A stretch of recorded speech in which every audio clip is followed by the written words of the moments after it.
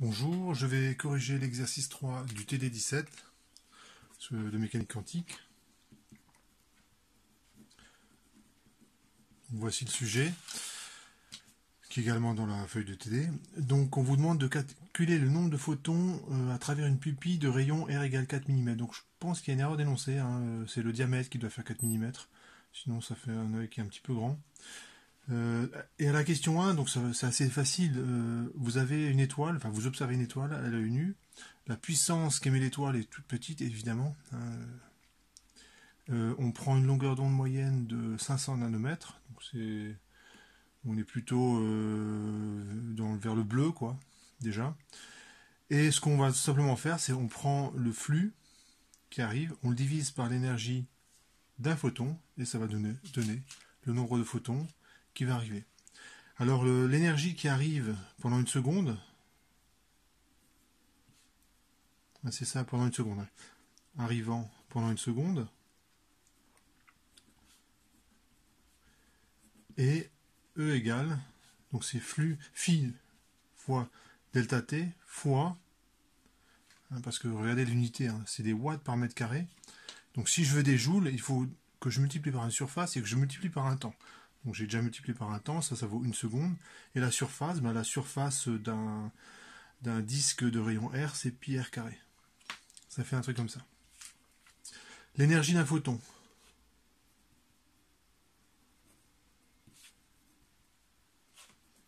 Alors on va utiliser la formule, la relation de Planck-Einstein. Epsilon, ça fait h nu.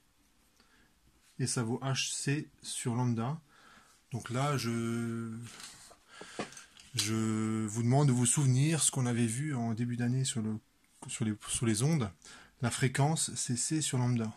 C'est le genre de formule, vous la connaissez peut-être mieux sous la forme, la longueur d'onde, c'est une c fois t, où c c'est la vitesse de l'onde et t c'est la période. Et lambda, plus la longueur d'onde. Et ça, on peut faire le calcul. Donc, bon, je ne vais pas faire l'application numérique, ça sert à rien. Je vais donner le nombre de photons, que j'appelle NB, c'est simplement E divisé par epsilon. Tout simplement. Et ça donne quoi? Ça donne phi delta t pi r carré lambda sur hc. Donc ça fait une grosse formule, mais rien de bien compliqué. Et quand on fait l'application numérique, on devrait arriver à un nombre relativement petit, puisque le flux de l'étoile, c'est quand même 10 moins 10 watts par mètre carré. Voilà, j'ai fait l'application numérique, j'arrive à 12 700, j'arrondis. Photons, la valeur que j'ai calculée, c'est 12 693 photons, donc j'arrondis. Donc c'est bon, à la fois c'est quand même un nombre assez grand, mais c'est vraiment tout petit, évidemment. Ça vous montre quand même que l'œil est capable de voir très peu de photons pendant la nuit, et aussi de voir beaucoup en plein jour, en plein été. Donc il faut quand même le noter, on a des yeux formidables. Question 2, on vous demande la pression de radiation. Donc on vous donne la formule qui est là. La pression, c'est 1 sur S, le nombre de photons qu'on vient de calculer, fois la quantité de mouvement cédée par chaque photon, sur delta t, pendant la durée delta t. Et quand on fait... alors d'où vient cette formule? On vous la donne, donc a priori vous avez juste à l'utiliser, mais en fait c'est tout simplement n fois p, c'est l'impulsion cédée par tous les photons qui sont arrivés pendant une seconde. Alors pourquoi c'est... Alors normalement c'est 2n fois p, parce que quand vous avez un choc, à cause du rebond, en fait on cède 2 fois la quantité de mouvement. Et l'exemple que je donne souvent, c'est, imaginez...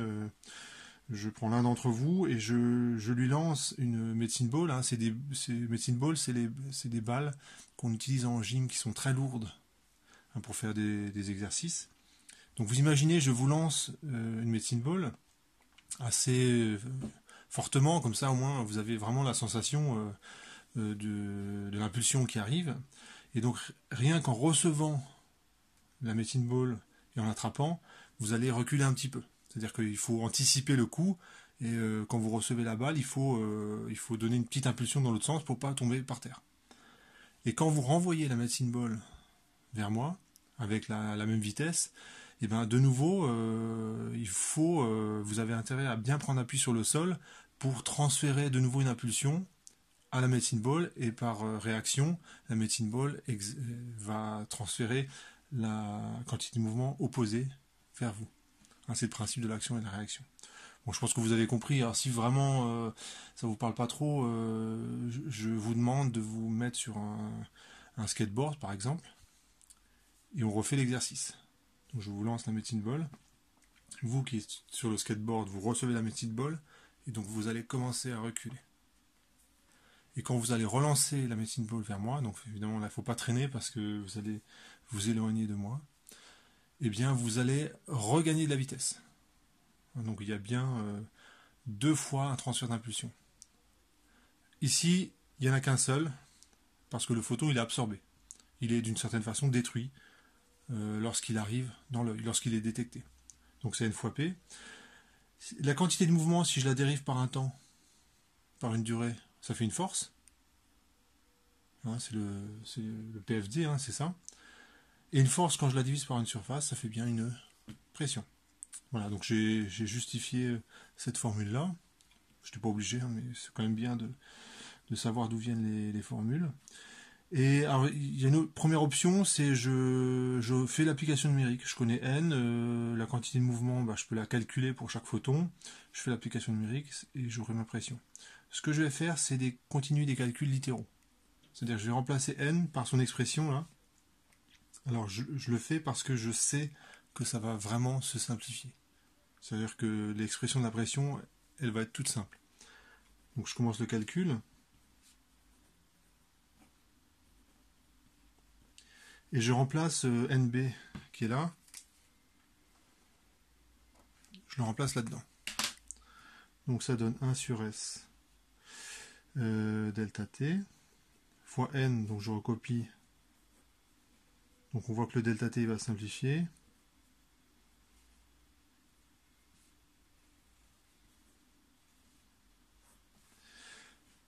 Ça c'est N que je viens d'écrire. Je vais simplement copier ce qu'il y a au-dessus.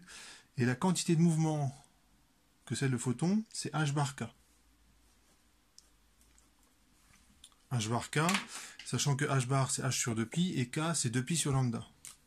Donc au fur et à mesure des simplifications, je vais le faire. Je vois aussi que pi r carré, c'est justement la surface. Donc pi r carré et S se simplifie. Donc la pression, ça vaut quoi? Il reste phi, le pi r carré s'en va, lambda sur hc. H bar c'est H sur 2pi et K c'est 2pi sur lambda. Là aussi, il faut savoir que K c'est 2pi sur lambda. C'est la pulsation spatiale. Je vous fais référence au cours qu'on a eu en début de l'année sur la propagation des ondes. Et là, ça simplifie encore. Le H s'en va, le lambda s'en va, le 2pi s'en va. Et donc, alors le C il n'est pas barré. Il reste phi sur C, tout simplement. C'est quand même une formule, là ça valait le coup de faire les calculs littéraux. Je peux faire l'application numérique. Le flux c'est 10-10 watts par mètre carré, divisé par la vitesse de la lumière. 10 puissance 8, pardon. Ah, ça fait vraiment une pression qui est ridiculement petite. Ça fait, en gros, ça fait 3 fois 10 moins 19. Pascal. Donc c'est une pression, 1 pascal c'est pas grand chose. La pression atmosphérique c'est 100 000 pascal.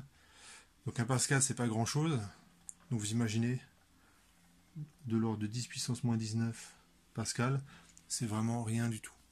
Donc effectivement vous n'avez pas constaté dans votre vie quotidienne que lorsque vous étiez face au soleil, il était en train de vous pousser. Ça, vous l'avez évidemment pas remarqué. Mais c'est normal, avec une application numérique pareille. Je calcule également la pression de radiation si je prends le flux qui provient directement du soleil. Donc je vais l'écrire en bleu, la pression due au soleil.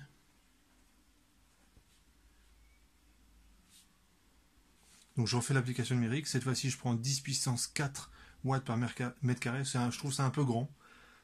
J'aurais plutôt 10 000, mais bon, je prends les valeurs de l'énoncé. C'est 10 000 divisé par 3, 10 puissance 8.